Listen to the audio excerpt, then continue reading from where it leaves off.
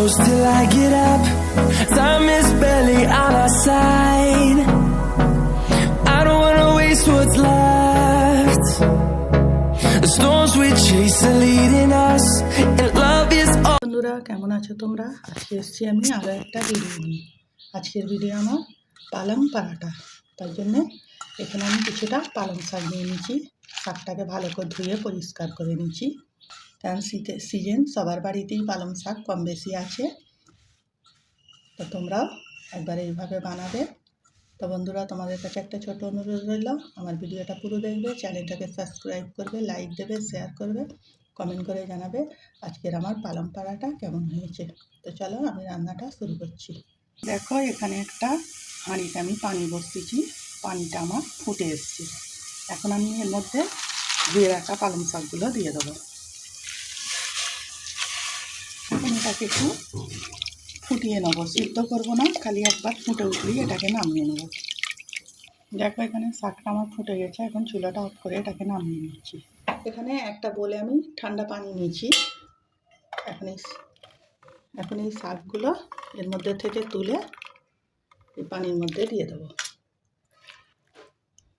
দেখো এটা পানির মধ্যে দিয়ে দিচ্ছি। এটা আমার নর্মাল ঠান্ডা পানি, এটা ফ্রিজের পানি না। এখন শীতের দিন পানি এমনিতেই ঠান্ডা, এমনি পানি দিয়ে দিলেই হয়ে যাবে। তবে গরমের দিন হলে অবশ্যই ফ্রিজের পানি দিতে হবে।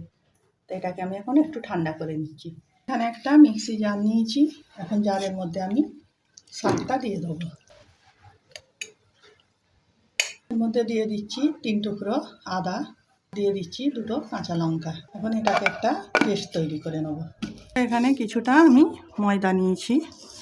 এটা তোমরা শুধু আটা দিয়েও করতে পারো, আটা ময়দা দুরকম মিশিয়েও করতে পারো। এখন আমি এটা শুধু ময়দা নিয়েছি। দিয়ে দিচ্ছি অল্প একটু চিনি, দিয়ে দেবো স্বাদ মতো নুন, সাদা তেল। এগুলোকে একটু ভালো করে মাখিয়ে নিচ্ছি।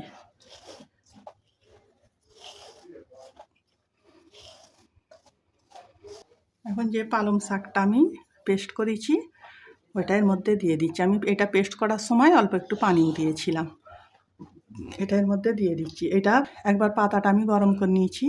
গরম করে নিলে এর কালারটা খুব সুন্দর হয়। তোমরা চাইলে গরম না করেও কাঁচাতেও করতে পারো। আমি এখন অল্প অল্প করে দিয়ে এটাকে একটা ডো তৈরি করে নিচ্ছি।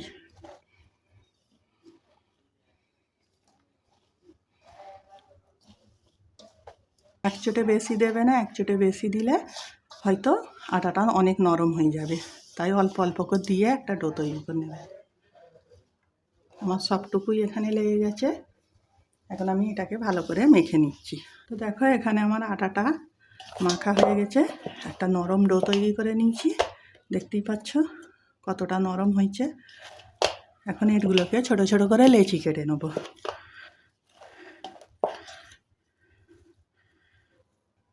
এখন আমি এরকম ছোট ছোট করে লেচি কেটে নিচ্ছি। দেখো এখানে আমার সব লেচিগুলো কাটা হয়ে গেছে। এখন আমি তোমাদের বেলে সেঁকে দেখাবো। তো চলো আমি পরোটাগুলো বেলে নিচ্ছি। তো দেখো এখানে একটা লেচি নিয়ে নিচ্ছি আমি, অল্প একটু শুকনো আটা এর মধ্যে দিয়ে দিচ্ছি, এটাকে বেলে নিচ্ছি।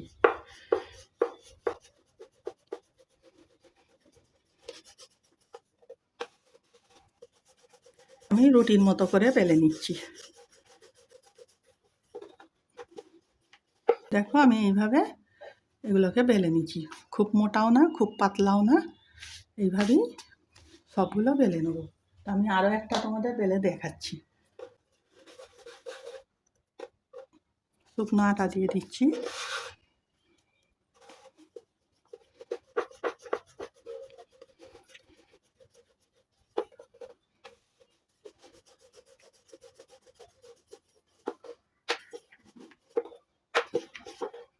তোমরা চৌকো চাইলে চৌকো শেপ দিতে পারো, আমি গোল করেই শেপ দিয়ে নিচ্ছি। তো দেখো এখানে চুলায় একটা আমি চাটু বসতে দিচ্ছি। চাটুটা আমার গরম হয়ে গেছে, আমি একটা পরোটার মধ্যে দিয়ে দিচ্ছি। তো দেখো এখানে এক পিঠটা আমার সেঁকা হয়ে গেছে, আমি এটাকে উল্টে নিচ্ছি। এখন এর মধ্যে একটু তেল দিয়ে দিচ্ছি।